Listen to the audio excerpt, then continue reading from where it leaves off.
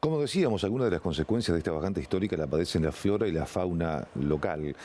Y Pablo Scarabotti es doctor en ciencias biológicas, investigador del CONICET, y es a él a quien queremos preguntarle si estamos ante un desastre ecológico, ante un desequilibrio ambiental, ¿ante qué? Pablo, gracias por atendernos. Buenas noches. ¿Cómo lo definiríamos? Hola, ¿qué tal? Buenas noches. Bien, el río Paraná, ante todo, para entender esta bajante extraordinaria, es un ecosistema fluctuante. Las fluctuaciones son propias de este ecosistema y aquí, o sea, naturalmente, el río experimenta crecientes y bajantes estacionalmente que son parte del funcionamiento y son necesarias. Si el río no cambiara de nivel, el ecosistema sería otro, la biodiversidad sería otra.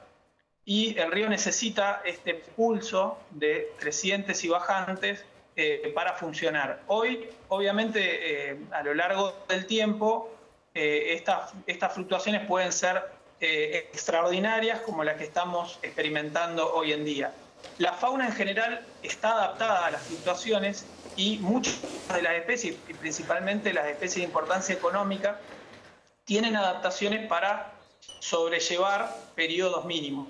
Igualmente, el periodo que estamos viendo ahora de bajante extraordinaria es un periodo que pone, digamos, en jaque a la fauna, pero igualmente, digamos, esto ya se vivió anteriormente y no, digamos, no se espera un cambio, digamos, un colapso de la fauna, sino que lo que esperaríamos para los años venideros sería una reducción en la productividad pesquera, que de haber una creciente en los próximos años, esto se podría revertir levemente. Claro, lo que pasa es que en el siglo pasado, por ejemplo, ya se compara con descensos del siglo pasado, no había tanta explotación del río como hay ahora. Y hay mucha preocupación por los peces, particularmente por el sábalo, que es el alma de nuestros ríos. Sí, bien, si bien hoy en día la explotación pesquera es importante, podríamos hablar de que casi por momentos se duplica la explotación histórica que ha tenido el río Paraná. Digamos, durante el año 44, por ejemplo, la bajante extraordinaria que se observó en el año 44, que es comparable a la que tenemos hoy en día, no generó un colapso absoluto de la pesca, sino que se continuó con la actividad.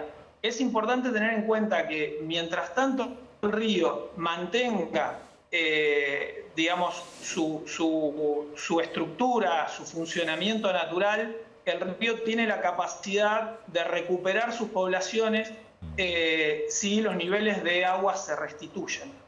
O sea, por ejemplo, en 2016 tuvimos una creciente extraordinaria que hacía del año 98 que no teníamos. ¿Sí? El río tiene estos picos y valles de nivel que son extraordinarios. Y esa creciente del 2016 generó un repoblamiento muy importante que está beneficiando hasta hoy la productividad pesquera. Lo que hay que tener en cuenta cuando se habla del manejo de las poblaciones de peces es que son fenómenos a largo plazo. No podemos hablar de procesos de un año a otro, sino procesos que ocurren a nivel de décadas. ¿Sí? Por ejemplo, el sábalo en particular tiene tiempos generacionales de 10 o 15 años. Es decir, una creciente extraordinaria puede sostener la pesca incluso hasta una década. Eso es muy importante a tener en cuenta. Entonces, esta bajante extraordinaria hay que verla a largo plazo y no tomar medidas extremas en este momento, sobre todo también donde tenemos un contexto de vulnerabilidad social muy importante. Entonces, se espera una declinación leve en las poblaciones, que es muy importante tener en cuenta que hay que hacer monitoreos continuos, y eso es lo que está faltando también a nivel estatal, que se invierta en más monitoreo para tener no solamente fotografías aisladas de lo que ocurre en el río, sino una película completa de lo que está pasando. Y eso, ahí hacen falta muchas inversiones para tener programas de monitoreo estructurales, a nivel interprovincial, que es todavía lo que falta coordinar. Pablo, ahora te pregunto por la fauna en general, por los peces en general, particularmente por el sábalo, que alimenta una cadena justamente muy importante. Ahora, los peces pudieron desovar, digamos, sin poder acceder a las lagunas por el bajo nivel del río y demás.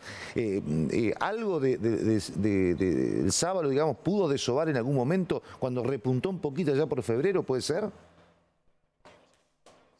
Bien, sí, los monitoreos actuales muestran que hubo un leve periodo reproductivo ahí.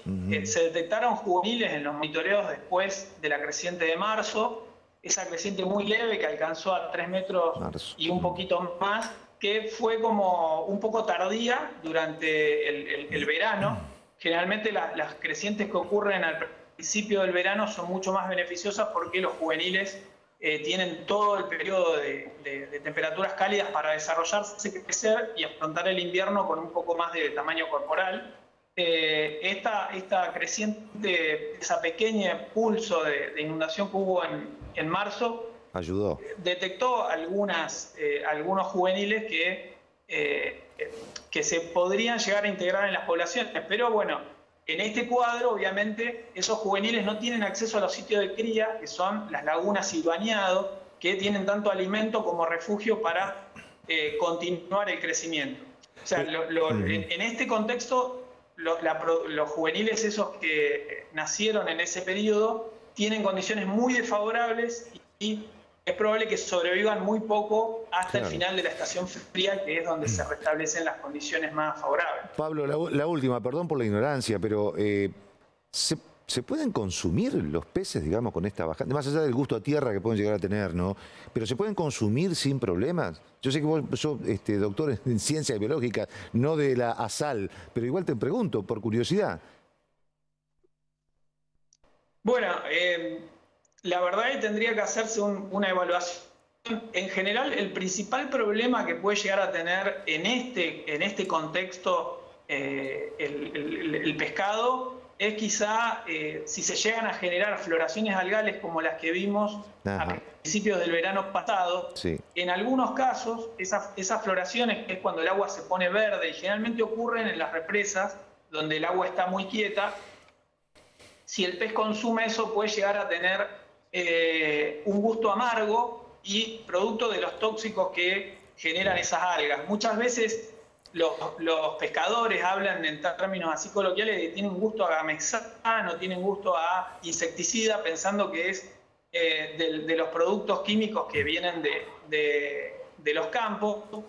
Y eso, digamos, en general, ese tipo de sabor amargo que se dan los peces es producto de cianobacterias, que son algas muy pequeñas que crecen en el agua y son ingeridas por los peces, principalmente el sábalo, que se alimenta del sedimento.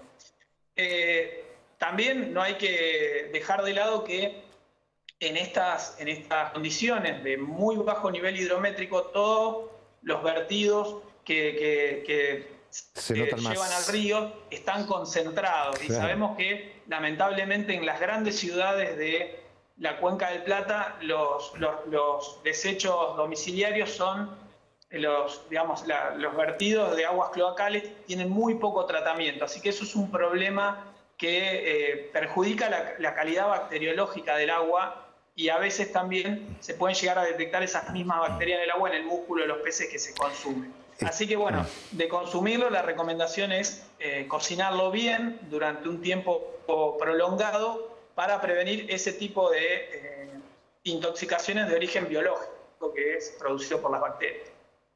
Más que claro y dicho con las palabras justas, digamos, para no herir sensibilidades ni nada por el estilo, con respecto a los líquidos domiciliarios, residuos domiciliarios cloacales. Te agradecemos mucho, Pablo, esta comunicación ha sido muy amable. Bueno, por comunicarse. Muchas gracias.